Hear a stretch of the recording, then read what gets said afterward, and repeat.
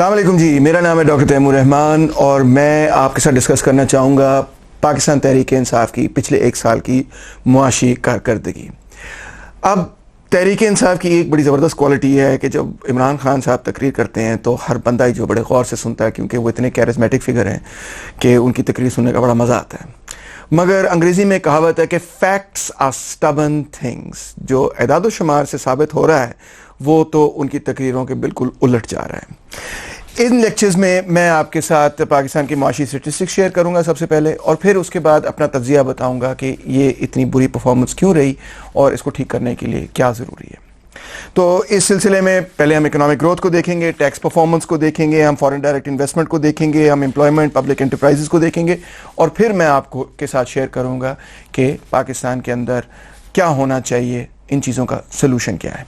आइए सबसे पहले इकोनॉमिक ग्रोथ की तरफ देखते हैं। ओवरऑल पाकिस्तान की इकोनॉमिक ग्रोथ जो है वो डिक्लाइन की है। 3.3% से ग्रो किया पाकिस्तान ने पिछले साल में, जो कि पिछले 9 साल में सबसे कमज़ोर परफॉर्मेंस साबित हुई। टारगेट पाकिस्तान तहरीक इंसाफ ने रखा था 6.2% का, मगर जैसे मैं अभी आपको बता चुका हूँ सिर्फ 3.3% जो है वो रीच हुआ। और करेंसी की बड़ी तेज़ डिवैल्यूएशन हुई, जिससे दिलचस्प बात यह है कि बैनुल-अक़वामी मंडी के अंदर पाकिस्तान की जो कुल वर्थ थी पहले वो $313 बिलियन थी, और अब जो पाकिस्तान की वर्थ है वो $280 बिलियन है। यानी कि बैनुल-अक़वामी मंडी के अंदर पाकिस्तान जो है वो बढ़ने के बजाय पीछे चला गया। अगरचे हमारी 3.3% रेट ग्रोथ हुई है, मगर क्योंकि रुपए की जो वैल्यू है वो गिर गई है, तो हमारी ओवरऑल इकोनॉमी की वैल्यू जो है वो बढ़ने के बजाय डॉलर टर्म्स में गिर गई है। अब एग्रीकल्चर, इंडस्ट्रियल सेक्टर और सर्विस सेक्टर को देखते हैं। एग्रीकल्चर जो है वो 1% से भी नहीं ग्रो कर सका, 0.8% पे 85% पे उसने ग्रो किया, बहुत ही पुअर ग्रोथ थी। एग्रीकल्चरल सेक्टर जो है वो 5% जो ओवरऑल ग्रोथ रेट हुई इकोनॉमी के अंदर, उसका सिर्फ 5% हिस्सा जो है एग्रीकल्चरल सेक्टर ने कंट्रीब्यूट किया। मेजर क्रॉप्स जो हैं वो 4.4% से ग्रो की, दूसरी मेजर क्रॉप्स जो हैं वो 6.6% से ग्रो की। कॉटन की प्रोडक्शन जो है 17.5 से डिक्लाइन की, राइस की प्रोडक्शन 3.3% से डिक्लाइन की, शुगर केन की प्रोडक्शन शॉकिंगली 19.4% से डिक्लाइन की। अब इंडस्ट्रियल सेक्टर को देखते हैं। इंडस्ट्रियल सेक्टर में सबसे इंपॉर्टेंट सेक्टर होता है लार्ज स्केल मैन्युफैक्चरिंग, जो बड़ी सनत है, बड़ी फैक्ट्रियां हैं। जनाब अली वो 0.3% से कम हो गई है, यानी कि -0.3% पे उसकी ग्रोथ है। स्मॉल स्केल मैन्युफैक्चरिंग जो है वो 8.2% ग्रोथ रेट पे है, वो थोड़ी सी बेहतर है। इंडस्ट्रियल सेक्टर ने सिर्फ 9%, ओवरऑल जो ग्रोथ हुई है उसका सिर्फ 9% हिस्सा जो है वो इंडस्ट्रियल सेक्टर के अंदर ग्रोथ के नतीजे में है, और ओवरऑल इंडस्ट्रियल सेक्टर की ग्रोथ 1.4%, यानी कि एग्रीकल्चर की ग्रोथ 0.85% और इंडस्ट्रियल सेक्टर की growth 1.4%। Very very poor showing. Service sector जो है उसने बेहतर परफॉर्म किया, उसकी ग्रोथ है 4.7%, हालांकि उसके टारगेट था 6.5%। और मगर इस अफसोस की बात यह है कि सर्विस सेक्टर के अंदर ग्रोथ जो हुई है वो ज़्यादा जॉब इंटेंसिव ग्रोथ नहीं हुई, जिसके नतीजे में बहुत ज़्यादा लोग जो है उनको नौकरियां या एम्प्लॉयमेंट वगैरह नहीं मिली। तो ओवरऑल ग्रोथ हुई इकोनॉमी की, उसका 87% हिस्सा जो है वो सर्विस सेक्टर के अंदर ग्रोथ का नतीजा है। आप सोच रहे होंगे चलो अच्छा यार कुछ तो ग्रो कर रहा है, एटलीस्ट सर्विस सेक्टर 4.7% से ग्रो कर रहा है, मगर बात यह है कि पाकिस्तान के अंदर सर्विस सेक्टर उन तमाम एक्टिविटीज़ को गिना जाता है जो कि इंडस्ट्री या एग्रीकल्चर के अंदर शामिल नहीं होती, और उसके अंदर ऐसी इंडस्ट्रीज हैं, इंडस्ट्रीज भी कहना उनको गलत है, उसके अंदर ऐसी एक्टिविटीज़ हैं जो कि लोग इसलिए करते हैं कि जब उनको रोजगार नहीं मिलता तो वो उन एक्टिविटीज़ में चले जाते हैं, रेडी लगा लेना, इस तरह के काम कर लेना। तो ये जो सर्विस सेक्टर की ग्रोथ रेट आपको नज़र आ रही है, उसका असल वजह ये है कि लोग क्योंकि उनको लार्ज स्केल इंडस्ट्री के अंदर और एग्रीकल्चर के अंदर एम्प्लॉयमेंट नहीं मिल रही, तो इसलिए वो सर्विस सेक्टर के अंदर गए हैं।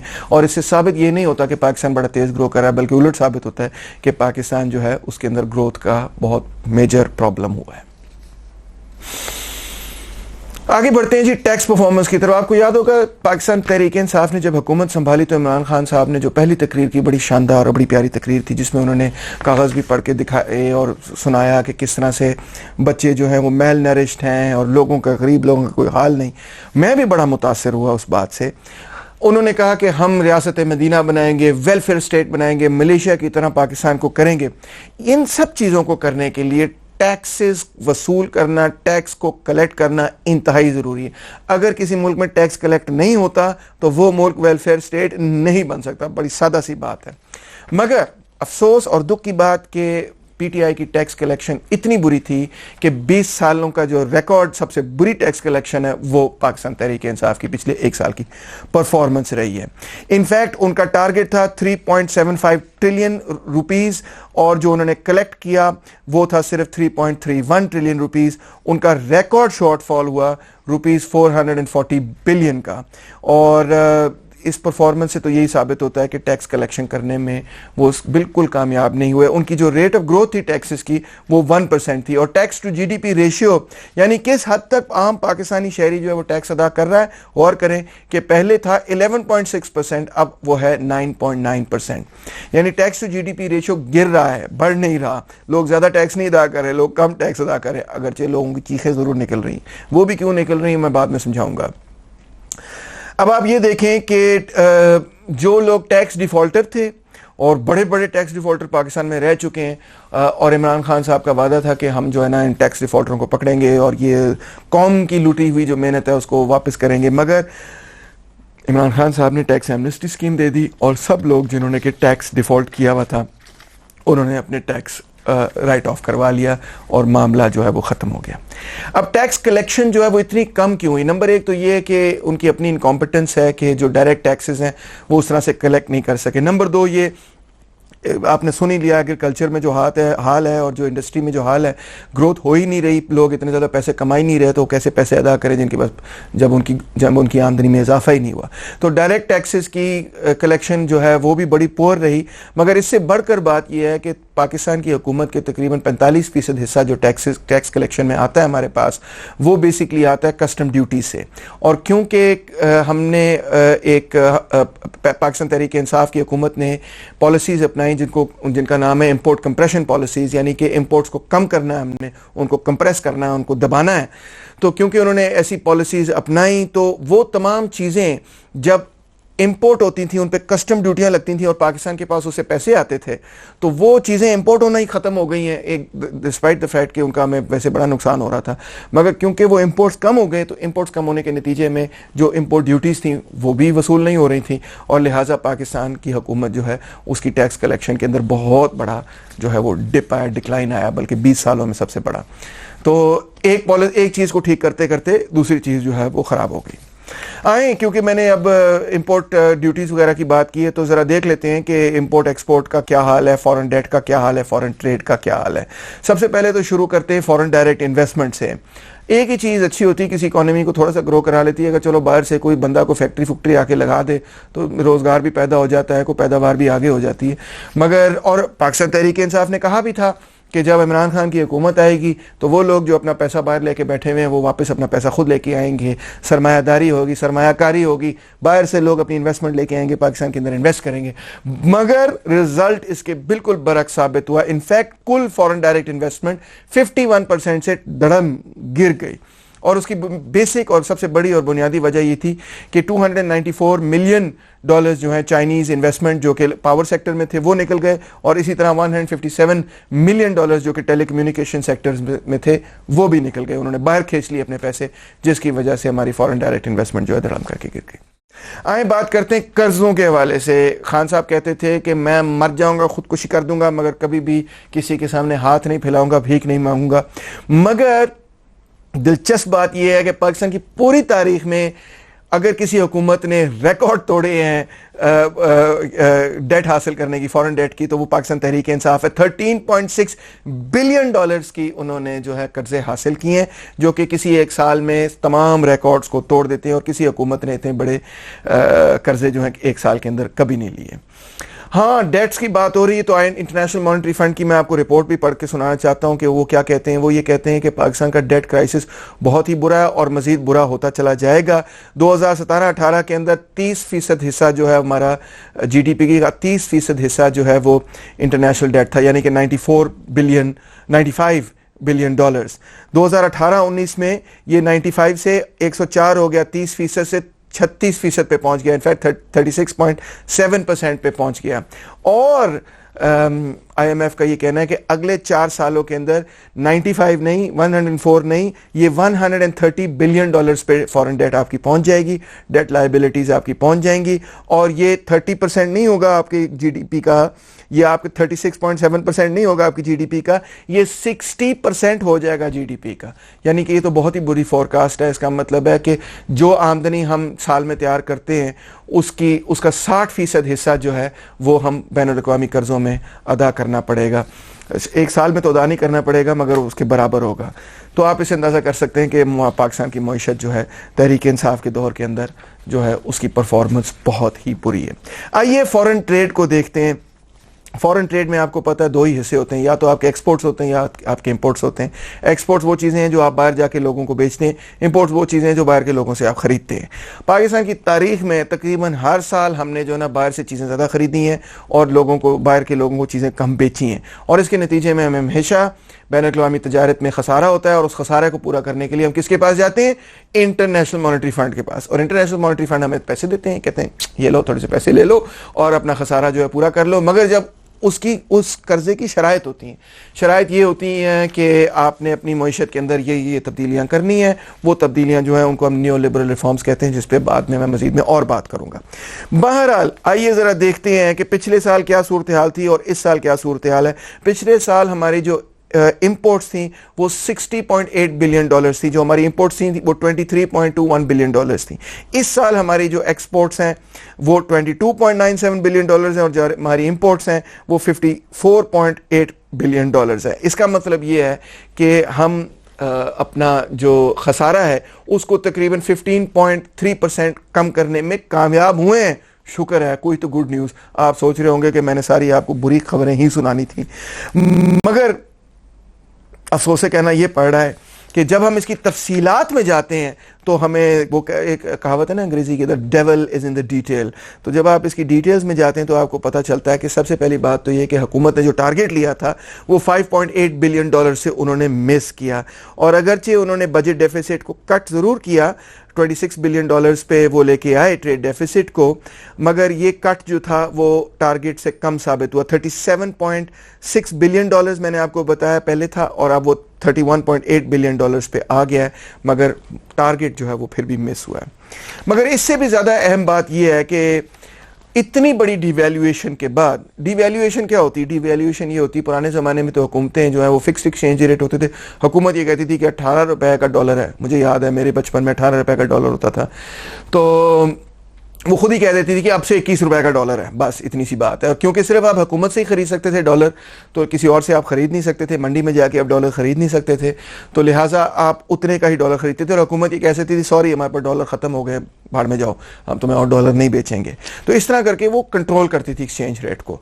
अब क्योंकि दुनिया के अंदर कंट्रोल्ड एक्सचेंज रेट्स कई मुल्कों के अंदर बचे हैं, दुनिया के अंदर IMF की, थैंक्स टू IMF, अब फ्रीली फ्लोटिंग एक्सचेंज रेट है। आप कहीं से डॉलर खरीद सकते हैं, करेंसी मार्केट के लोग बिजनेस करते हैं, अब डॉलर लेते हैं, रुपया बेचते हैं, रुपया लेते हैं, डॉलर बेचते हैं वगैरह, अपना बिजनेस चलाते हैं, तो आप कहीं से भी डॉलर खरीद सकते हैं। जिसका मतलब ये है कि अब हुकूमत के कंट्रोल से ये चीज़ निकल गई है।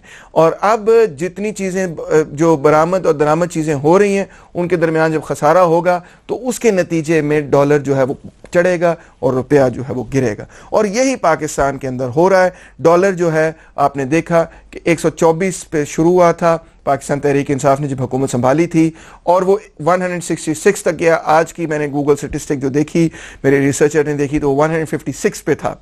तो बात यह है कि ये इतनी बड़ी डिवैल्यूएशन हुई। अब डिवैल्यूएशन का एक फ़ायदा भी हो सकता है, फ़ायदा ये हो सकता है कि उससे जो बाहर से चीज़ें आपने खरीदनी वो महंगी हो जाती हैं और जो आपने चीज़ें बेचनी है वो सस्ती हो जाती हैं।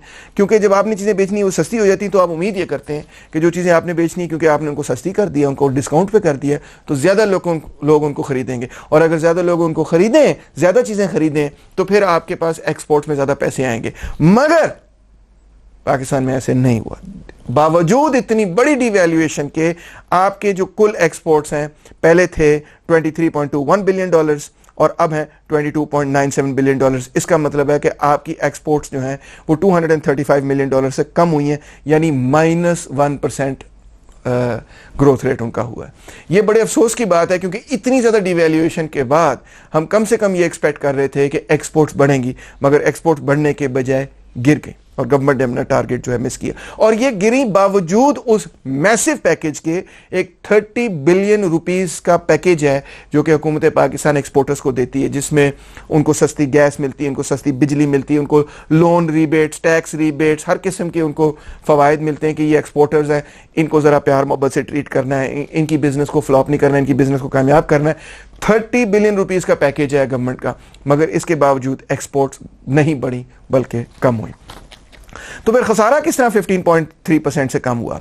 कम होने की वजह बेसिकली है कि इंपोर्ट्स में कमी आई, और बहुत बड़ी और ड्रास्टिक कमी आई। मगर जब हम खोल के देखते हैं कि कौन सी इंपोर्ट्स में कमी आई, तो अफसोस से हमें यह कहना पड़ता है कि जो मशीनरी की इंपोर्ट्स हैं उनमें कमी आई, और बाकी सारी इंपोर्ट्स जो हैं चलती रही। तो बात यह है कि अगर आपने चीज़ें इंपोर्ट करनी है, मशीनरी की इंपोर्ट का बहुत फ़ायदा होता है। बहरहाल कोई बाकी चीज़ों का कोई फ़ायदा नहीं होता, चीज़ इंपोर्ट करने का कोई फ़ायदा नहीं, खाना पीना इंपोर्ट करने का कोई फ़ायदा नहीं, मगर मशीनरी की इंपोर्ट का फ़ायदा यह होता है कि उसके नतीजे में जब वो मशीनरी सनत में लगती है तो वो सनत बेहतर पैदावार कर सकती है। मगर यहाँ पर मशीनरी की इंपोर्ट्स में कमी आई, जो कि अच्छी कहानी नहीं थी। दूसरी बात यह कि एक्सपोर्टर्स जो हैं वो भी कई ऐसी चीज़ें इंपोर्ट करते हैं, चीज़ें बनाने के लिए खाम माल भी इंपोर्ट करते हैं, पुर्जे वगैरह भी इंपोर्ट करते हैं, मशीनरी वगैरह भी इंपोर्ट करते हैं। और जैसा मैं आपको बता रहा हूँ कि उनकी इंपोर्ट्स में उनको दिक्कत हुई, क्योंकि वो चीज़ें महंगी हो गई, जिसके नतीजे में एक्सपोर्टर्स जो हैं वो खुद भी कंपेटिटिव नहीं रहे और एक्सपोर्ट्स बढ़ने के बजाय कम हो गई। मईशत बड़ी दिलचस्प किस्म की चीज़ है। एक चीज़ आप यहाँ से छेड़ते हैं, 6 चीज़ें और जो हैं वो हिल जाती हैं, इसलिए आपको सोच के चीज़ों को छेड़ना चाहिए। अब आते हैं जनाब महंगाई की तरफ। महंगाई जो है वो तकरीबन 9.8% से बढ़ी है, 10% ही आप कह लें। इसका मतलब ये कि आपके पास बैंक के अंदर 1 लाख रुपए थे, तो अब वो 10% कम हो चुके हैं। मतलब हैं तो वो 1 लाख रुपए ही, मगर उससे जो आप चीज़ें खरीद सकते हैं वो 10% कम हो चुकी हैं। आपकी रियल इनकम के अंदर 10% जो है वो कमी आ चुकी। और मुबारक हो, अगले साल भी तकरीबन यही हाल होगा। कोई कहता है 8% इन्फ्लेशन होगी, कोई कहता है 15% इन्फ्लेशन होगी, मगर इन्फ्लेशन यानी महंगाई जो है वो जारी रहेगी, और आपके पास बैंक में जो पैसे हैं या अगर आपने अलमारी में बंद किए हुए, उनकी वैल्यू अगले साल भी तकरीबन 10-15% जो है वो कम हो जाएगी। एम्प्लॉयमेंट, आपने सुना कि कुछ लोगों ने ये कहा कि हम 1 करोड़ नौकरियां दे देंगे, हम इतनी नौकरियां देंगे, उतनी नौकरियां देंगे, वगैरह वगैरह, सबको नौकरियां मिलेंगी। मगर हकीकत जो है वो बिल्कुल इसके उलट हुई, क्योंकि मईशत कोलैप्स हो गई। अगर मईशत जो है वो ठीक चल रही होती तो एम्प्लॉयमेंट खुद ही जनरेट हो जाती है। क्योंकि मईशत कोलैप्स हो गई, इस वजह से एम्प्लॉयमेंट का भी सत्यानाश हो गया। इस वक्त कहा यह जा रहा है कि पिछले 1 साल में 45 लाख से जायद लोग जो हैं वो गुर्बत की सतह से नीचे गिर चुके हैं, और जिसका मतलब यह है कि तकरीबन 1/4 हिस्सा पाकिस्तान का जो है, 1/4 हिस्सा जो है पाकिस्तान की आबादी का, वो गुर्बत की सतह की लकीर से नीचे जिंदगी बसर कर रहा है। 15 लाख लोग जो हैं उनको बेरोजगार कर दिया गया है, और दुख से कहना यह पड़ रहा है कि अगले साल की प्रेडिक्शन ये है कि मजीद 20 लाख लोग जो हैं वो बेरोजगार होंगे, और मजीद 50 लाख लोग जो हैं वो गुर्बत की लकीर से नीचे गिरेंगे। Not a good situation. Public sector का शायद कोई बेहतर हाल हो, रेलवेज का और वापडा का और वगैरह वगैरह इस तरह की एंटरप्राइजेज का शायद कोई बेहतर हाल हो, नहीं। इनफैक्ट पब्लिक सेक्टर जो डेट है वो 50% से ग्रो कर गई है, यानी कि वो 50% से उनका अपना खसारा जो है वो ज़्यादा बढ़ चुका है। और सर्कुलर डेट, जिसके नतीजे में पहले लोड शेडिंग वगैरह भी होती रही, मगर पूरे पब्लिक सेक्टर की जो सर्कुलर डेट है वो 1.1 ट्रिलियन रुपए से बढ़कर 1.6 ट्रिलियन रुपए पे आ गई है। यानी पब्लिक सेक्टर की परफॉर्मेंस पहले से बहुत ज़्यादा ख़राब है। हाँ, क्योंकि हम पब्लिक सेक्टर पर बात कर रहे हैं तो इस पर भी मज़ीद वजाहत करता चला जाऊँ कि पाकिस्तान के अंदर पिछले कई दहाइयों से, जब से मैं बड़ा हूँ, उन 1980s से हम यही सुनते आ रहे हैं कि पब्लिक सेक्टर की परफॉर्मेंस बड़ी बुरी, पब्लिक सेक्टर की परफॉर्मेंस बड़ी बुरी, लिहाजा इसको प्राइवेटाइज कर दिया जाए, इसमें निजकारी कर दी जाए। मगर आपको दिलचस्प बात यह बताता हूँ कि पब्लिक सेक्टर की परफॉर्मेंस जो बुरी है उसकी जो वजह है वो क्या है।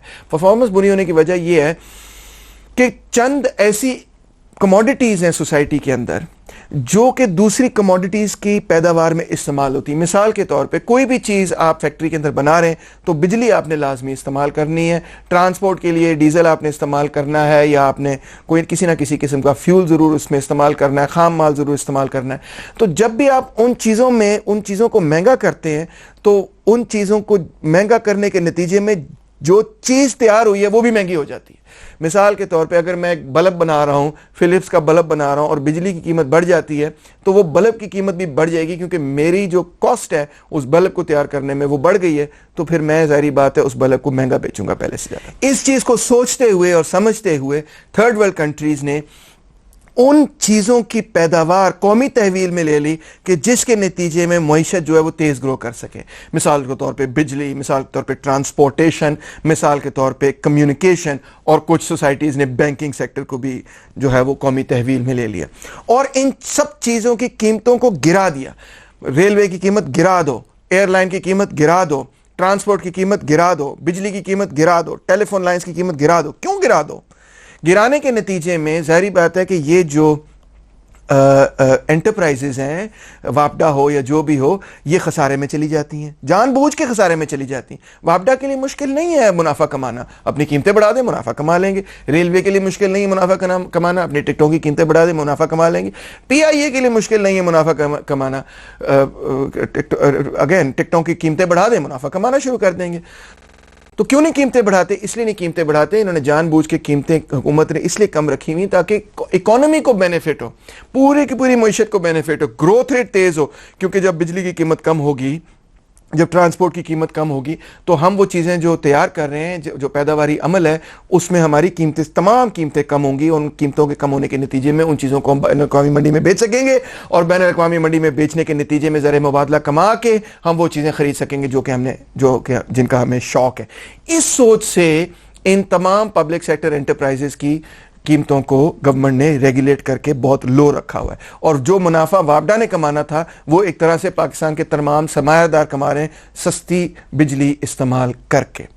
अब हफीज शेख और उस जैसे लोग न्यू लिबरल इकोनॉमिस्ट ये कहते हैं कि यार ये तो खसारे में जा रही हैं, ये इदारे तो खसारे में जा रहे हैं, इनको बेच डालें। अगर इनको बेचेंगे रिजल्ट क्या होगा? कोई साफ सी बात है, कोई प्राइवेट सरमायादार जब इनको खरीदेगा तो वो ये कहेगा कि मैं तो खसारे में नहीं चलाऊंगा, मैं तो मुनाफे में चलाऊंगा। मुनाफे में चलाने के लिए वो इनकी कीमतों में इजाफा करेगा।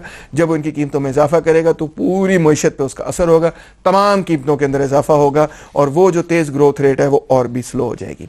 तो इनको प्राइवेटाइज करने का कोई अच्छा नतीजा नहीं होगा, बल्कि मैं समझता हूँ बहुत बुरा नतीजा होगा। हाँ, इनको इम्प्रूव करने का तरीका है। इम्प्रूव करने का तरीका ये है कि इनका जो इंफ्रास्ट्रक्चर है उसमें इन्वेस्टमेंट की जाए। पिछले 40 साल से रेलवे के अंदर कोई सीरियस इन्वेस्टमेंट नहीं हुई, पिछले 40 साल से पीआईए के अंदर कोई सीरियस इन्वेस्टमेंट नहीं हुई, पिछले 40 साल से वापडा में कोई सीरियस इन्वेस्टमेंट नहीं हुई। जिस इंफ्रास्ट्रक्चर के साथ ये पब्लिक एंटरप्राइजेस काम कर रही हैं, ये वही इंफ्रास्ट्रक्चर है जो 1960 और 70 की दिहाई में बन गया था। उसके बाद से इनकी कोई अपग्रेडेशन नहीं हुई, इनकी कोई देखभाल नहीं हुई और इसीलिए ये अब कंपेटिटिव भी नहीं रही और इसीलिए कोई प्राइवेट सरमायादार भी इनको नहीं खरीदना चाहता, क्योंकि वो ये कहता है कि ये तो इतना आउटडेटेड है, उसमें बड़ी इन्वेस्टमेंट करनी पड़ेगी इनको ठीक करने के लिए, मैंने नहीं इसको खरीदना। तो भाईजान ये मामला है, जब तक हमारे पास पैसे नहीं होंगे, अगर हमारे पास पैसे हों, अगर हम आमदनी हासिल करें, अगर हम टैक्स वसूल करें, तो फिर हम इन चीज़ों को ठीक कर सकते हैं और ये एंटरप्राइजेज बहुत अच्छी भी चल सकती हैं, बेहतर भी चल सकती हैं जिस तरह की ये पहले चला करती थी। मगर तहरीक इंसाफ के दौर के अंदर ऐसा नहीं हो रहा, बल्कि जैसे मैं आपको बता चुका हूँ उल्टा हो रहा है। ये एंटरप्राइजेज मजीद जो है खसारे में जा रही हैं और सर्कुलर डेट जो है वो ग्रो कर रही है। ले जी, अब आपने बहुत सारी बुरी खबरें तो सुन ली और आप ये कहेंगे तैमूर साहब हम बाएं बाजू की तरफ इसीलिए नहीं आते क्योंकि जब भी हम आपके पास आते हैं आप बुरी खबरें सुनाते रहते हैं। कम से कम दायां बाजू जो है हुकूमत वाले लोग जो है वो अच्छी खबर तो सुनाते हैं। चलो झूठी खबर ही सही, झूठा वादा ही सही, मगर वो कम से कम हमें को खबर सुनाते हैं तो कहते हैं फिक्र न करो, सब ठीक हो जाएगा, घबराना नहीं। आप लोग तो हमें आप लोगों की तकरीरें सुन के तो हम घबराते ही रहते हैं। तो कोई अच्छी तकरीर करें, कोई खुशखबरी भी सुनाएं ताकि मामला जो है वो ठीक हो। मेरा बहुत दिल चाहता है कि मैं खुशखबरियाँ सुनाऊं, तो मेरा ख्याल है इस वक्त खुशखबरी तो मैं नहीं सुना सकूंगा, मगर कम से कम ये मैं कर सकता हूं कि सबसे पहले आपको तज्जिया करके बताऊं कि ये प्रॉब्लम्स पैदा क्यों हुए और इनको ठीक करने का हल क्या है।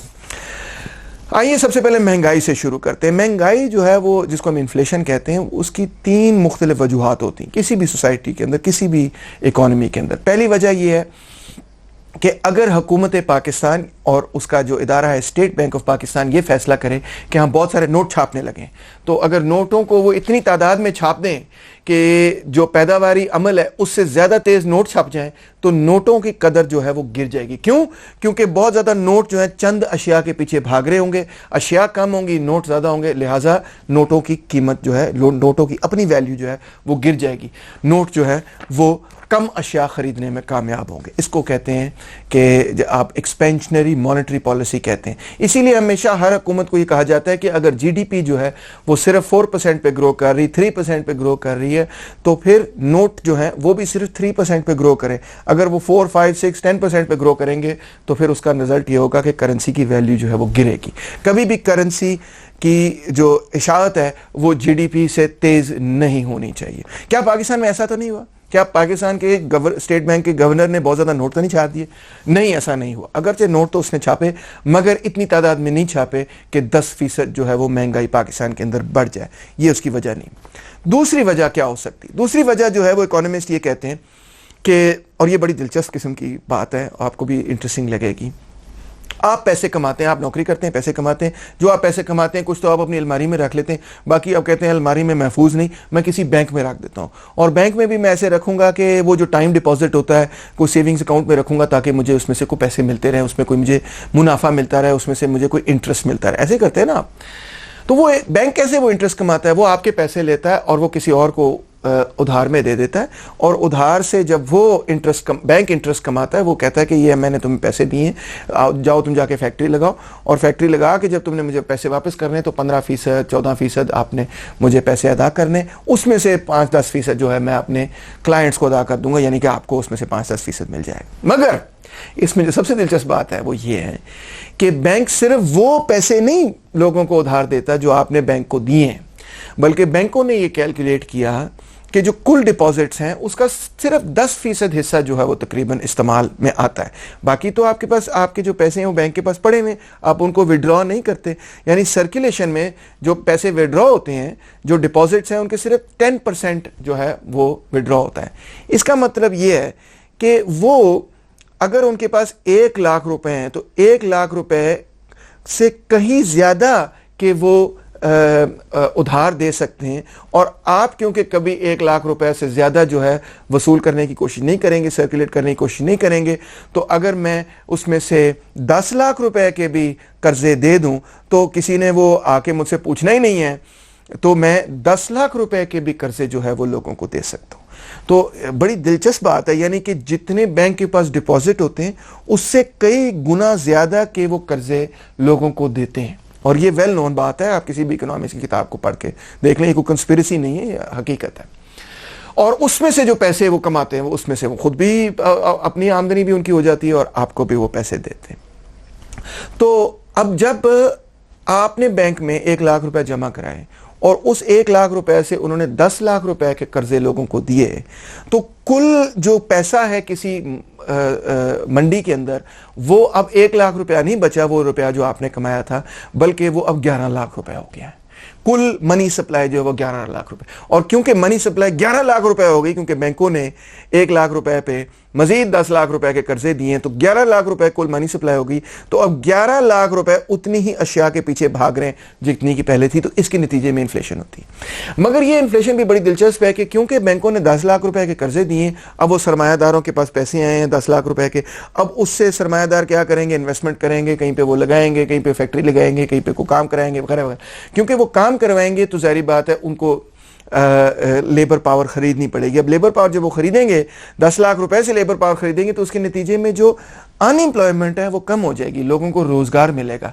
तो इस तरह से सोसाइटी में, फाइनेंशियल सेक्टर के नतीजे में सोसाइटी में जब लोन्स दिए जाते हैं तो उससे एक तरफ इन्फ्लेशन बढ़ती है मगर दूसरी तरफ अनएम्प्लॉयमेंट कम हो जाती है। इन दोनों का इनवर्स रिलेशनशिप होता है। मगर आप कहेंगे तैमूर साहब ये तो बड़ी अच्छी आपने कहानी सुनाई है, मगर पाकिस्तान में तो ऐसे नहीं हो रहा। पाकिस्तान में तो हम ये देख रहे हैं कि इन्फ्लेशन भी 10% है और अनएम्प्लॉयमेंट भी ग्रो कर रही है। तो इसकी क्या कहानी है? इसको हम कहते हैं स्टैगफ्लेशन। और इसकी वजह एक तीसरी वजह है, यानी कि पाकिस्तान के अंदर इस वक्त जो स्टैगफ्लेशन, इन्फ्लेशन हो रही है, अनएम्प्लॉयमेंट भी ग्रो कर रही है और इन्फ्लेशन भी ग्रो कर रही है, उसकी वजह यह नहीं हो सकती कि बैंकिंग सेक्टर ने इतने बड़े बड़े लोन दिए कि उसके नतीजे में बड़ी इन्वेस्टमेंट हो रही है और इन्वेस्टमेंट इतनी तेज़ हो रही है कि पाकिस्तान की मनी सप्लाई जो है बढ़ गई है, जिसके नतीजे में इन्फ्लेशन हो रही है। ये एक्सप्लेनेशन नहीं हो सकती। तो आए अब तीसरी एक्सप्लेनेशन की तरफ आते हैं कि तीसरी वजह क्या हो सकती है पाकिस्तान के अंदर इन्फ्लेशन की और किसी कंट्री के अंदर इन्फ्लेशन की। तीसरी वजह यह होती है कि कोई इकोनॉमी आप लें तो मैंने आपको बताया कि कुछ कमोडिटीज़ ऐसे होती हैं कि जिनको दूसरी कमोडिटीज़, दूसरी अशिया के पैदावार में इस्तेमाल किया जाता है। जिस तरह बिजली मैंने आपको बताया, पानी, गैस मैंने आपको बताया, ट्रांसपोर्ट, फ्यूल वगैरह, ये सब चीज़ें। और मैंने आपको ये भी बताया कि अक्सर हुकूमतें जो है इनको कौमी तहवील में ले लेती हैं और इनको बहुत सस्ता प्रोड्यूस करती हैं। अगर हुकूमतें इनको कौमी तहवील में ना लें, प्राइवेटली ये प्रोड्यूस हो रही हैं, तो हुकूमतें ये करती हैं कि प्राइवेट उन कंपनीज को सब्सिडीज देती हैं ताकि ये बहुत सस्ते दामों मंडी के अंदर जो है वो बेची जाएं। जिस तरह फ्यूल है, फ्यूल जो है पाकिस्तान इंपोर्ट करता है और फिर उसको सब्सिडाइज करके जो है मंडी के अंदर फरोख्त करता है। अब जब पाकिस्तान तहरीक इंसाफ की हुकूमत आई तो आते ही उन्होंने एक जो कदम उठाया वो ये था कि जी हमारे पास तो पैसे हैं नहीं, तो हम फ्यूल सब्सिडीज खत्म कर दें। जैसे ही उन्होंने फ्यूल सब्सिडीज खत्म की, फ्यूल की कीमत महंगी हुई, और जैसे ही फ्यूल की कीमत महंगी हुई तो पूरे पाकिस्तान के अंदर तमाम अशिया की कीमतें महंगी हो गई। क्यों महंगी हो गई? क्योंकि फ्यूल जो है ट्रांसपोर्ट सेक्टर में इस्तेमाल होता है, एनर्जी सेक्टर में इस्तेमाल होता है, और जहाँ पे वो इस्तेमाल होगा उन तमाम चीज़ों की कीमतें बढ़ जाएंगी, और जैसे ही उन चीज़ों की कीमतें बढ़ी तो तमाम अशिया की कीमतें बढ़ी। तो ये सबसे पहली वजह थी पाकिस्तान के अंदर महंगाई की ग्रोथ की। दूसरी वजह जो थी वो ये थी कि क्योंकि तहरीक इंसाफ माजरत के साथ टैक्सेस कलेक्ट नहीं कर सकी, उनको खसारा चल रहा था, तो खसारे से निकलने के लिए उन्होंने direct income, progressive tax income पे लगाने के बजाय उन्होंने ढेर सारे इनडायरेक्ट टैक्सेस लगा दिए। उन्होंने तकरीबन हर शय पे टैक्स, किसी चीज़ पे 17.5% इनकम सेल्स टैक्स है, किसी चीज़ पे 20% है, किसी 30, 40, 50, 300% तक जो है वो इनडायरेक्ट टैक्सेस लगे हुए। अब इनडायरेक्ट टैक्स क्या होता है, इसको समझने की बड़ी ज़रूरत है कि जब आप कोई चीज़ खरीदते हैं तो उस पर आप टैक्स देते हैं। अशिया पे टैक्स होता है, शय पे टैक्स होता है, कमोडिटी पे टैक्स होता है, आपकी इनकम पे टैक्स नहीं होता। यानी कि एक अमीर बंदा जब वो चीज़ खरीद रहा है तो वो भी उतना ही टैक्स अदा करेगा, और गरीब बंदा जब वो चीज़ खरीद रहा है तो वो भी उतना ही टैक्स अदा करेगा। मगर क्योंकि दोनों अगर एक चीज़ को खरीदते हैं और अमीर बंदा भी उतना ही टैक्स अदा करेगा, 10 रुपये, 20 रुपये, 100 रुपये, 1000 रुपये, 5000 रुपये, जो भी वो तादाद है, और गरीब बंदा भी उतना ही उस चीज़ को खरीदने की वजह की बुनियाद पर टैक्स देगा, तो दोनों अपनी अपनी आमदनी की मुख्तलिफ तनासब का टैक्स दे रहे हैं। इसका मतलब यह है कि अमीर बंदा अगर 1000 रुपया टैक्स देता है किसी शय पे, तो 1000 रुपये 1 करोड़ रुपए का उसकी बहुत छोटा परसेंटेज है। और अगर एक गरीब आदमी जो है 1000 रुपया टैक्स दे रहा है, उसकी आमदनी 10,000 रुपये है, तो वो 1000 रुपया टैक्स उसकी आमदनी का बहुत बड़ा हिस्सा है, 10% हिस्सा है।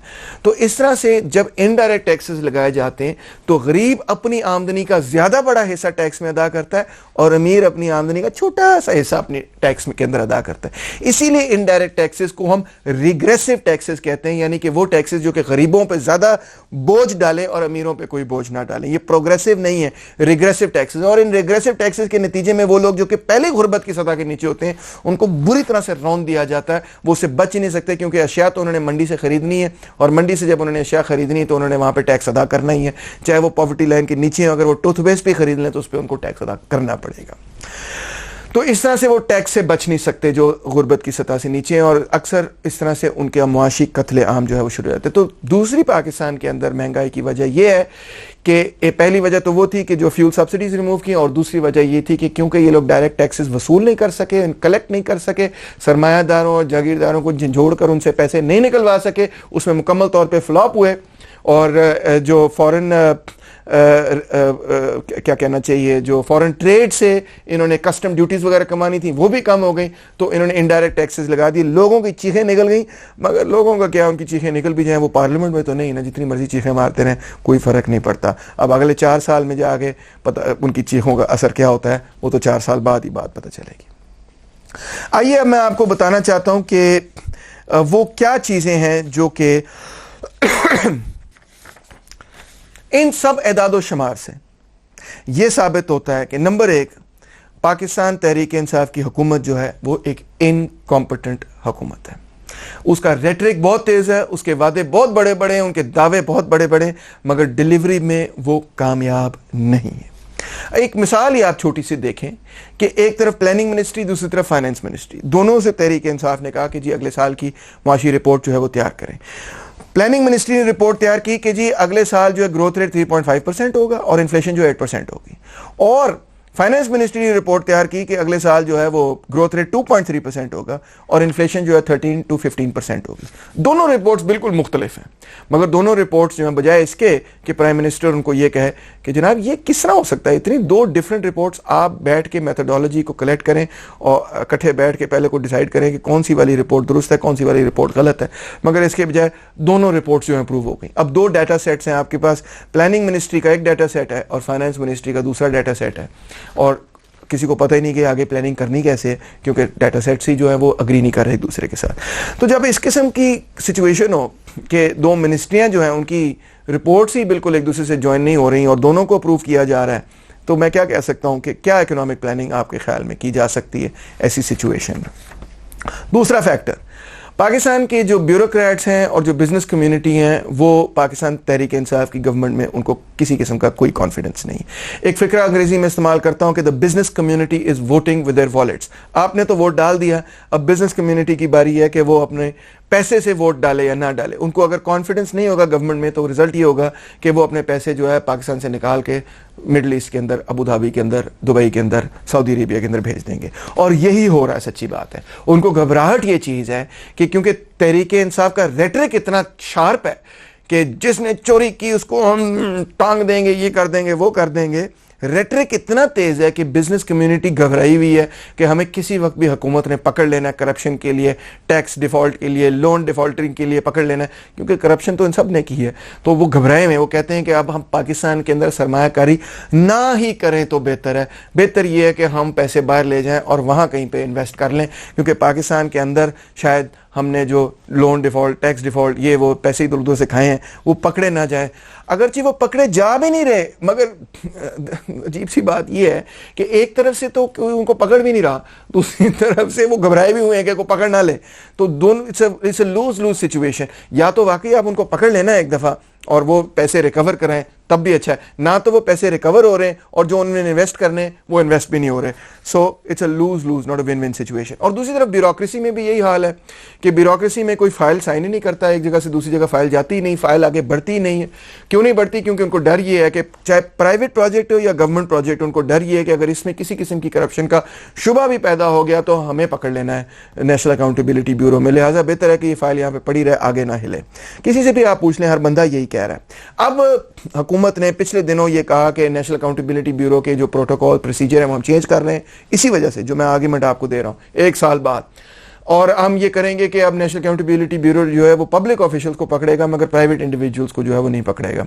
मगर मसला ये है कि अभी पब्लिक ऑफिशियल को तो पकड़ेगा, और पकड़ेगा किस तरह?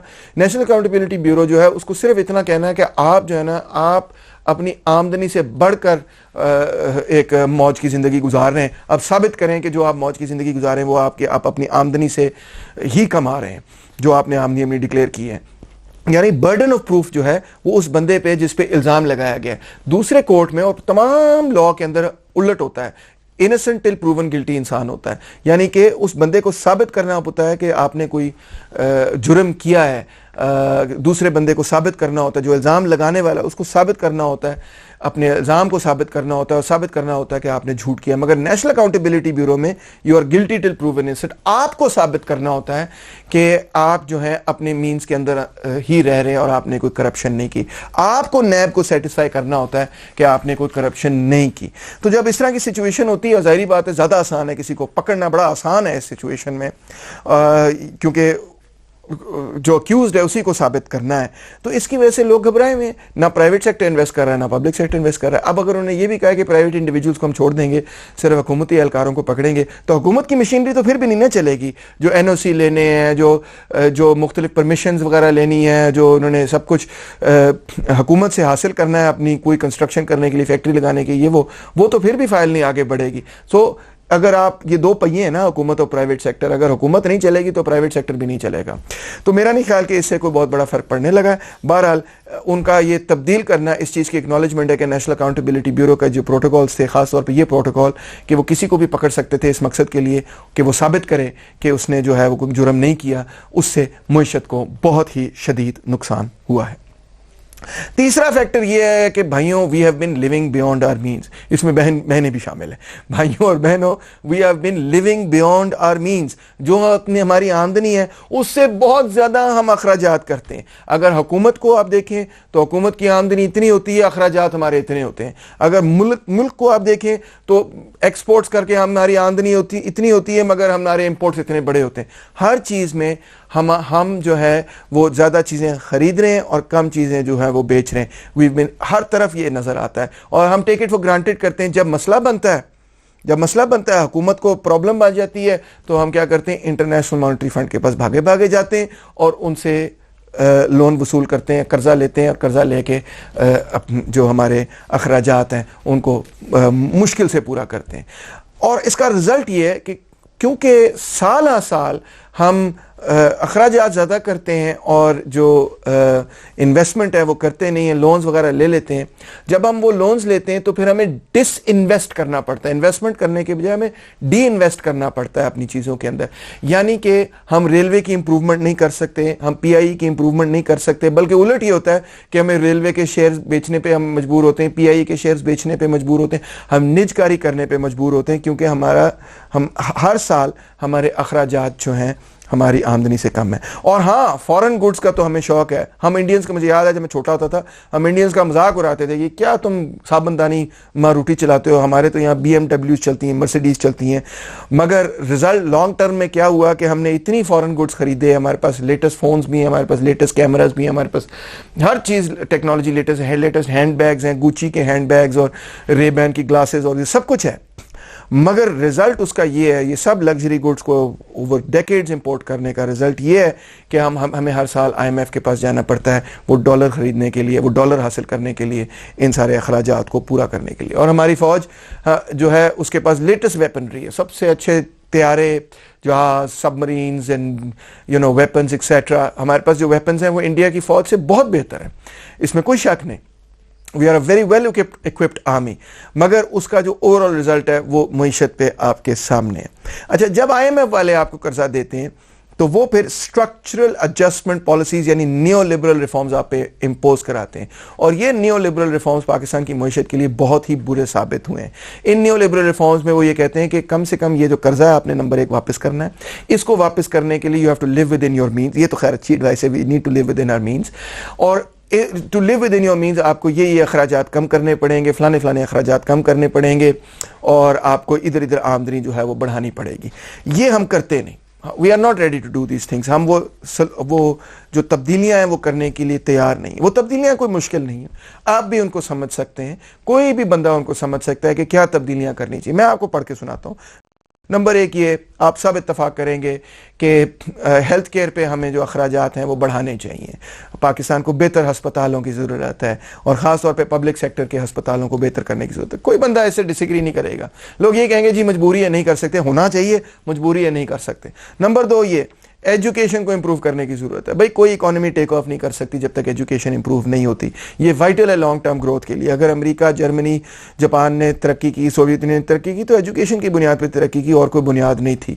मगर हमारी एजुकेशन जो है वो इतना बुरा हाल है कि पब्लिक सेक्टर की जो हायर एजुकेशन हो या सेकेंडरी एजुकेशन हो या प्राइमरी एजुकेशन हो, वो किसी भी स्टैंडर्ड की एजुकेशन नहीं। लोग इसीलिए अपने बच्चों को निकाल के, जब उनके पास पैसे होते हैं, बच्चों को निकाल के प्राइवेट एजुकेशनल इंस्टीट्यूशंस में डाल देते हैं, पब्लिक सेक्टर में डालते ही नहीं। पब्लिक सेक्टर को की फंडिंग ही नहीं है कोई। पब्लिक सेक्टर के पास इतनी कम फंडिंग जिसकी हद साहब कोई नहीं। इस साल ही बल्कि आप देखें कि तारिक बिन नूरी ने कहा कि हायर एजुकेशन कमीशन ने जो पैसे मांगे थे उसके आधे पैसे हुकूमत ने जो हैं वो उनको दिए हैं और जिसकी वजह से हायर एजुकेशन की इंप्रूवमेंट नहीं हो सकती। हर बंदा मानता है कि ये होना चाहिए, मगर हुकूमत फिर भी नहीं कर सकती। क्यों नहीं कर सकती, यही मैं आपसे सवाल पूछ रहा हूँ। फिर ये कि इवन फौज ने ये कहा कि क्योंकि मईशत में प्रॉब्लम्स आ रहे हैं, हमें भी नज़र आ रहा है, तो अगले साल हम अपना बजट नहीं बढ़ाएंगे। मैं नहीं कह रहा, फौज ने कहा, ठीक है। तो ये बात दुरुस्त है। अगर ये बात फौज ने मान ली तो आप भी मान सकते हैं और ये बात दुरुस्त हो सकती है कि फौज ने जो अखराजात कर रही है पाकिस्तान के दिफा के लिए, उसका एक ड्रेनिंग इफेक्ट है पाकिस्तान की ट्रेजरी पे भी, पाकिस्तान की हुकूमत पे और पाकिस्तान की इकोनॉमी पे भी। तो शायद हमें ज़रूरत इस चीज़ की है कि वो एक्सपेंडिचर्स जो मिलिट्री पे किए जाते हैं जो नॉन एसेंशियल हैं और वो जो एसेंशियल हैं उनको डिफ्रेंशिएट किया जाए, और जो नॉन एसेंशियल एक्सपेंडिचर्स हैं उनको बढ़ाया ना जाए बल्कि शायद उनको कम किया जाए। मेरा ख्याल है लोग इसे एग्री करेंगे, इतफाक़ करेंगे, मगर अब तो फ़ौज ने भी इतफाक़ कर लिया है, मगर ये इम्प्लीमेंट नहीं होगा। आप फिर भी देख लें, आगे देखें क्या करने की ज़रूरत है। Long term contraction of spending on debt reservicing by 10-year plan of increasingly cascading import duties on non essential luxury items, यानी कि लॉन्ग टर्म पे आप ये कोशिश करें कि जो डेट रीसर्विसिंग है उसको ख़त्म किया जाए। डेट रीसर्विसिंग ख़त्म सिर्फ इस तरह की जा सकती है कि इंपोर्ट और एक्सपोर्ट बिल में जो हमें करंट अकाउंट डेफिसिट आता है उसको ख़त्म किया जाए। उसको ख़त्म करने के लिए आपको देखना पड़ेगा क्या चीज़ें आप इंपोर्ट करते हैं, क्या चीज़ें एक्सपोर्ट करते हैं, एक्सपोर्ट्स किस तरह बढ़ा सकते हैं, इंपोर्ट्स किस तरह कम कर सकते हैं। इंपोर्ट्स कम करने के लिए जो फौरी तौर पर कंप्रेशन की है PTI ने, ये अच्छी साबित नहीं हुई क्योंकि इकॉनमी के पास इतना टाइम नहीं था रीएडजस्ट करने के लिए, और बहुत सारी चीज़ें जो कि एक्सपोर्टर्स को चाहिए थी वो एकदम से महंगी हो गई और उनके पास इतना टाइम नहीं था कि वो इसको एडजस्ट कर सके, लिहाजा उसका एक्सपोर्ट्स पे भी नेगेटिव असर हुआ। ये तरीका नहीं था। तरीका ये था कि आप 5-year प्लान बनाते कि किस तरह ओवर 5 years आप टेपर करके आहिस्ता आहिस्ता कैस्केड करके चीज़ों की जो ड्यूटीज़ हैं उनको चेंज करेंगे, और ऐसे चेंज करेंगे कि इंपोर्ट और एक्सपोर्ट का बैलेंस जो है वो 5 साल बाद जाके आहिस्ता आहिस्ता जो है मुकम्मल तौर पे ठीक हो जाए। फिर उसके बाद आपको क्या करना चाहिए, expansion of development expenditures to boost employment, यानी कि जो तरक्याती अखराजात हैं उनको बढ़ाया जाए, और इसमें खास तौर पे रेलवे पे खर्च करें, ट्रांसपोर्ट पे खर्च करें, जिसमें रेलवे और रोड नेटवर्क दोनों चीज़ें शामिल हैं। और ये जो गुड्स ट्रांसपोर्ट है, खुदा के लिए अब इसको सड़कों पर आप बड़े बड़े ट्रक लाद के जो ले जाते रहें, ये सारा कुछ रेल पे होना चाहिए। सस्ता भी है और रेलवे के लिए भी अच्छा है और हमारी सेहत के लिए भी अच्छा है, कम एक्सीडेंट हुआ करेंगे। तो ट्रांसपोर्ट सेक्टर को इंप्रूव करें या इस पे हुकूमती स्पेंडिंग बढ़े, ट्रांसपोर्ट सेक्टर पे, एनर्जी सेक्टर पे, मशीन टूल और इंजीनियरिंग सेक्टर पे और कम्युनिकेशंस पे, इन सेक्टर्स पे हुकूमत फोकस करके वो इंडस्ट्रियल इंफ्रास्ट्रक्चर को मजबूत करे, जिसके नतीजे में तमाम मईशत जो है वो बेनिफिट कर सकती है। आगे ये कि अगर कभी हमारी बाएं बाजू के या में हमारी को बात मान ले, बाएं बाजू के लोग, तरक्की पसंदों के लोग बात मान लें, तो ये जो इनडायरेक्ट टैक्सेस हैं इनको हम अगेन बतदरीज मुकम्मल तौर पे ख़त्म करते हैं। हाँ, उन चीज़ों पे हम इनडायरेक्ट टैक्सेस रखेंगे जो चीज़ें लग्जरी आइटम्स हैं और जिनकी नेगेटिव एक्सटर्नैलिटीज़ हैं। मिसाल तौर पे जब आप सिगरेट पीते हैं उससे आप बीमार हो जाते हैं, जब आप बीमार होते हैं आपको अस्पताल जाना पड़ता है, इसका मईशत पे ड्रेन होता है, इफेक्ट होता है, ये मईशत के लिए अच्छा नहीं है, बुरा है। मगर जब आप कोई अच्छा काम करते हैं, तालीम हासिल करते हैं, तो तालीम हासिल करने के नतीजे में आप जो है छिलका, केले का छिलका जो है बाहर नहीं फेंकते, आप उसको टोकरी में डालते हैं, लिहाजा मुल्क जो है वो ज़्यादा साफ होता है। ये पॉजिटिव एक्सटर्नैलिटी है। तो पॉजिटिव एक्सटर्नैलिटीज़ को सब्सिडाइज करना चाहिए। नेगेटिव एक्सटर्नैलिटीज़ की जो चीज़ें हैं उन पर बेशक इनडायरेक्ट टैक्सेस ठोप दें, लगा दें उन पर इनडायरेक्ट टैक्सेस। सिगरेटों पर लगा दें, लोग कम सिगरेट पियेंगे, अच्छा होगा मईशत के लिए और उनकी सेहत के लिए भी। मगर ओवरऑल जिस तरह से इनडायरेक्ट टैक्सेस लगाए गए हैं कमोडिटीज़ पे, और ख़ास तौर पे उन कमोडिटीज़ पे जो कि गरीब लोग इस्तेमाल करते हैं और गरीबों के लिए ज़रूरी हैं, इसेंशियल आइटम्स हैं, बाएं बाजू जो है इससे मुकम्मल तौर पे इत्तफाक नहीं करता, बल्कि इन तमाम इनडायरेक्ट टैक्सेस को ना सिर्फ ख़त्म करेगा बल्कि हुकूमत का कभी भी इन्हिसार ही नहीं होना चाहिए इनडायरेक्ट टैक्सेस पे। हुकूमत का इन्हिसार होना चाहिए तो सिर्फ और सिर्फ डायरेक्ट टैक्सेस पे। इनकम पे टैक्स लगाएं और इनकम पे टैक्स जो है वो प्रोग्रेसिव लगाएं, जिसकी जितनी ज़्यादा आमदनी ना सिर्फ वो उतना ही ज़्यादा देगा बल्कि उससे भी वो थोड़ा सा ज़्यादा देगा। यानी कि जो गरीब आदमी है वो 0% टैक्स अपनी आमदनी पे देगा, जो मिडिल क्लास का आदमी है हो सकता है 10-20% दे, और जो अमीर आदमी है वो 50% तक टैक्स जो है अपनी आमदनी पर दे सकता है। यानी कि टैक्स की शरह भी जो है वो बढ़ती जाती है। इसको कहते हैं प्रोग्रेसिव टैक्स। और ये जो वेलफेयर स्टेट वगैरह की आप बात करते हैं, रियासत मदीना, यूरोप जैसी स्टेट सोसाइटीज़ बना देंगे, यहाँ पर यही असूल है कि ना सिर्फ ये है कि जिसकी जितनी ज्यादा आमदनी है वो उतना ही ज्यादा टैक्स देगा, बल्कि जिसकी जितनी ज्यादा एक टैक्स ब्रैकेट से जब आप ऊपर चलते जाते हैं तो आपकी शरह, टैक्स की शरह बढ़ती चली जाती है अमीरों पे। अच्छा जी, फिर उसके बाद ये कि long term shift to increasing reliance on direct, और हाँ, टैक्स नेटवर्क को, टैक्स जो बेस है उसको वाइडन तो करना ही है। इसके लिए हमें 5-year प्लान चाहिए। हर बंदा जो है वो इस पर बातचीत करता रहता है, मगर कोई ठोस प्लान 5 साल मंसूबा बना के और टैक्स ब्रैकेट को वाइडन करने की, टैक्स बेस को वाइडन करने की कोई कोशिश नहीं है जो कामयाब हुई है। आखिर में ये है कि ये जो लोन डिफॉल्ट और टैक्स डिफॉल्ट वाली एमनेस्टी स्कीम्स हैं, tax amnesty, loan amnesty schemes हैं, ये मईशत के लिए बहुत ही ज़्यादा नुकसानदेह हैं। और तहरीक इंसाफ ने कई दफ़ा वादा किया कि हम ऐसे नहीं करेंगे, मगर उन्होंने भी यही कुछ किया जो कि बहुत गलत है। अब आप ये पूछेंगे कि क्या वजह है कि 1980 से लेके अब तक जो हुकूमत आती है, जब वो अपोजिशन में होती है तो वो बड़े अच्छे अच्छे वादे करते हैं, और जैसे वो हुकूमत में आते हैं तो वो वही पॉलिसी अपना लेते हैं जो पिछली हुकूमत की। अब गौर करें, जनरल ज़ियाउल हक हो या पाकिस्तान पीपल्स पार्टी हो, मुस्लिम लीग हो, नून या पुरानी वाली, मुशर्रफ हो या पाकिस्तान तहरीक इंसाफ हो, तमाम इन हुकूमतों की दर हकीकत मुआशी पॉलिसी बिल्कुल एक ही है, और वो मुआशी पॉलिसी है न्यो लिबरलिज्म के मुताबिक, न्यो लिबरलिज्म के एजेंडा के मुताबिक। ये एक ऐसा एजेंडा है न्यो लिबरलिज्म का जो कि international monetary fund, world bank, world trade organization और बड़े बड़े ताकतवर इदारे जो हैं वो दुनिया के अंदर इन्फोर्स करते हैं। और ये क्या है न्यो लिबरलिज्म? क्या कहता है न्यो लिबरलिज्म? ये कहता है कि हमने आसान करना है सरमाए के लिए, सरमायाकारी को आसान करना है। सरमाया किसी भी फील्ड में जाए, कहीं पर भी जाए, उंगली के बटन पे एक मुल्क से दूसरे मुल्क चला जाए, उंगली के बटन से मैं बटन दबाऊं और एक शहर से दूसरे शहर चला जाए, सरमाए को फैसिलिटेट करने की पॉलिसी का नाम है न्यो लिबरलिज्म। सरमाए के ऊपर जो तमाम प्रोहिबिशंस हैं, जिस तरह से भी सरमाए को रोका जाता है, उनको हटा दिया जाए ताकि सरमाया खुल के सरमायाकारी कर सके। आप कहेंगे इसमें तो कोई बुरी बात नहीं लगती, तो बड़ी अच्छी बात है, सरमायाकारी तेज होगी, इससे तो बड़ा अच्छा होगा। मगर आपको शायद इस बात का एहसास नहीं कि ये डायरेक्टली कॉन्ट्रडिक्ट करता है, न्यो लिबरलिज्म डायरेक्टली कॉन्ट्रडिक्ट करता है वेलफेयर स्टेट को, क्योंकि वेलफेयर स्टेट जो है वो सरमाए पे पाबंदियां लगाता है, प्रोग्रेसिव इनकम टैक्स लगाता है, मजीद और टैक्सेस वगैरह लगाता है, कैपिटल गेन्स पे टैक्स लगाता है, मुख्तलिफ किस्म के टैक्स लगा के सरमाए पे पाबंदियां लगाता है। मजीद ट्रेड यूनियंस को तगड़ा करके, मिनिमम वेज लॉज इंट्रोड्यूस करा के, मजीद वेलफेयर रिफॉर्म्स वगैरह इंट्रोड्यूस करा के मजीद सरमाए को जो है वो जकड़ता है। और सबसे अहम बात ये कि जो बड़े बड़े उनके सोशल स्पेंडिंग के प्रोग्राम्स हैं, मिसाल के तौर पे अगर आपको नेशनल हेल्थ केयर सिस्टम चाहिए, आपको हेल्थ और एजुकेशन का बड़ा एक पब्लिक सेक्टर, अच्छा पब्लिक सेक्टर चाहिए, तो वो कहाँ से पैसे आएंगे? वो सरमाए से पैसे आएंगे, तो सरमाए को आपको टैक्स करना ही पड़ेगा। तो ये चीज़ें जो हैं, यानी कि वेलफेयर स्टेट न्यो लिबरलिज्म के खिलाफ है, न्यो लिबरलिज्म जो है वो वेलफेयर स्टेट के खिलाफ है। मगर हैरान कुन बात यह है कि सरमायादार एक तरफ जब अवाम से बात करते हैं वेलफेयर स्टेट का वादा करते हैं, मगर जब इंटरनेशनल मॉनेटरी फंड से बात करते हैं तो वहाँ पर न्यो लिबरलिज्म रिफॉर्म्स इंट्रोड्यूस करने पर मजबूर होते हैं या कबूल कर लेते हैं, जिस तरह से भी आप कहना चाहिए। अवाम को तो यही कहते हैं कि मजबूर हैं, और अवाम उसके बारे में कुछ नहीं कर सकती, क्योंकि वो जो कर्जे हैं, जो कि वो जो खसारा है, वो अवाम ने तो पैदा नहीं किया, वो इन्हीं लोगों ने पैदा किया है जो पाकिस्तान की एलीट है।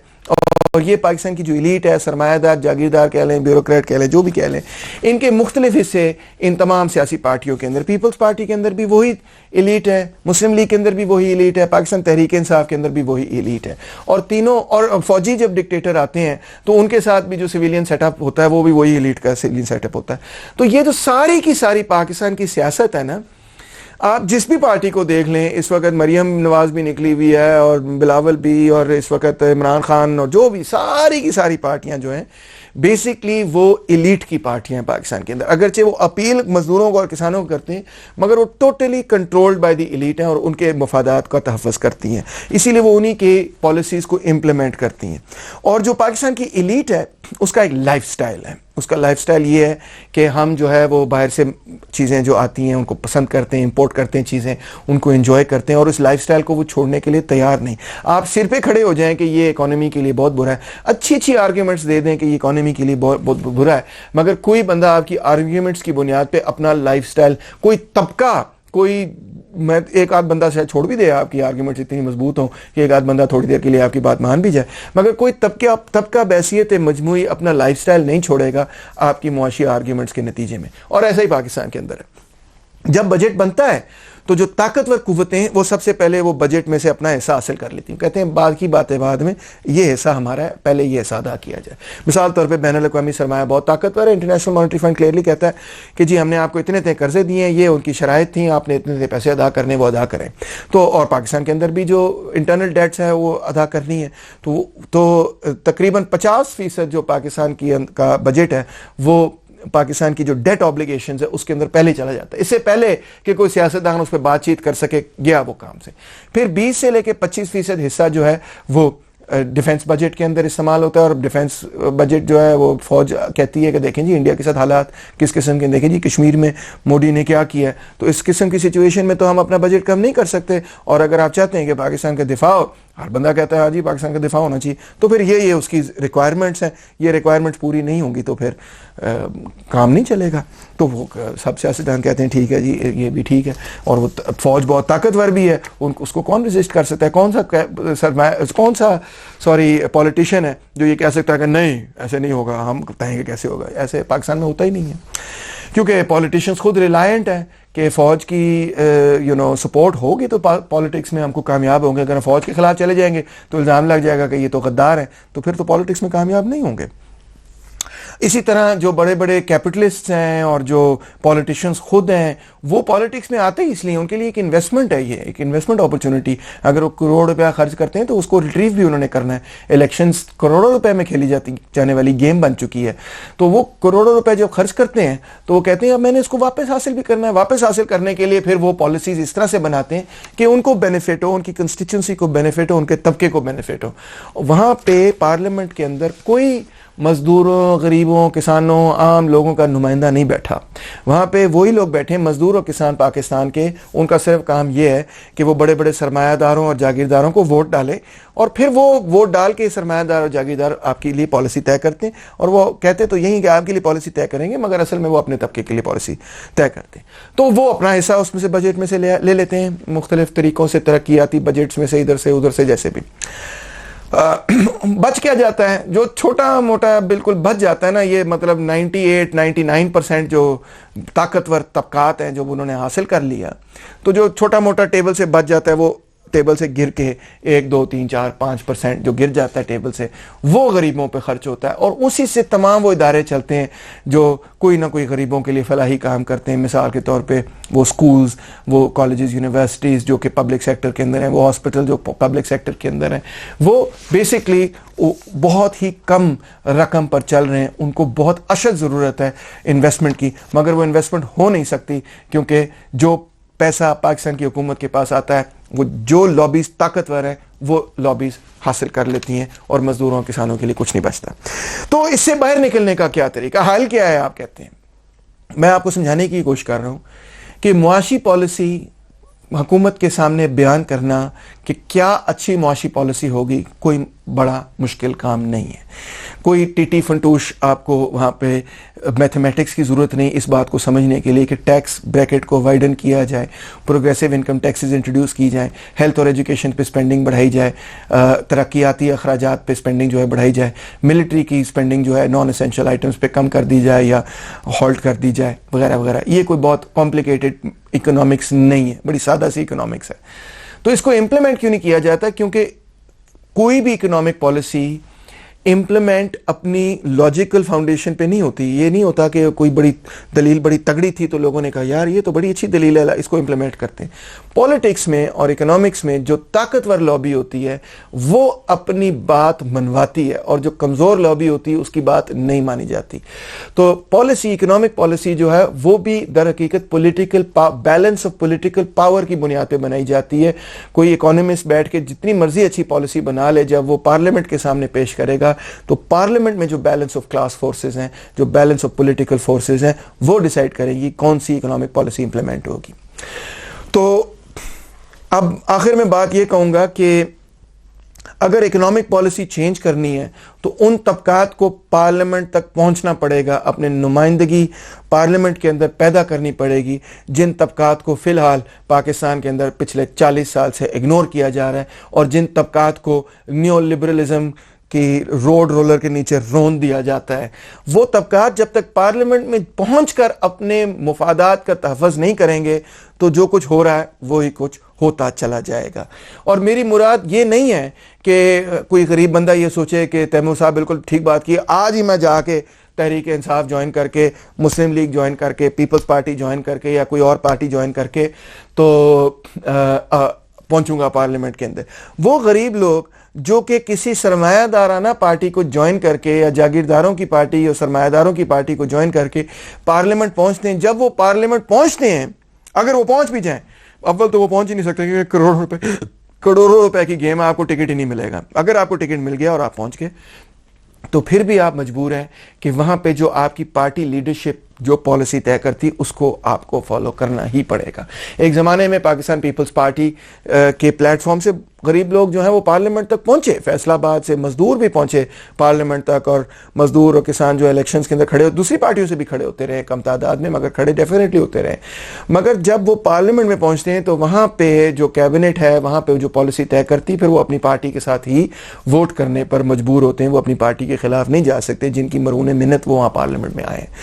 तो जरूरत इसी चीज की है कि बाएं बाजू की, यानी कि मजदूरों और किसानों की अपनी पॉलिटिकल पार्टी, अपनी पॉलिटिकल फॉर्मेशन या फॉर्मेशंस जब तक कायम नहीं होंगी जो कि मजदूरों और किसानों की अपनी स्ट्रेंथ पर बुनियाद रखेंगी, ना कि किसी सरमायादार और जागीरदार के पैसे पर या एनजीओ की चैरिटी पर वो बनाई गई हों, उस वक्त तक इस सिचुएशन को चेंज करना नामुमकिन है। बाएं बाजू की सियासत पाकिस्तान की अशद ज़रूरत है, ना सिर्फ मजदूरों और किसानों को गुर्बत से निकालने के लिए, बल्कि इवन मोर इंपॉर्टेंटली पाकिस्तान को तरक्की की राह पर गामजन करने के लिए। बहुत शुक्रिया।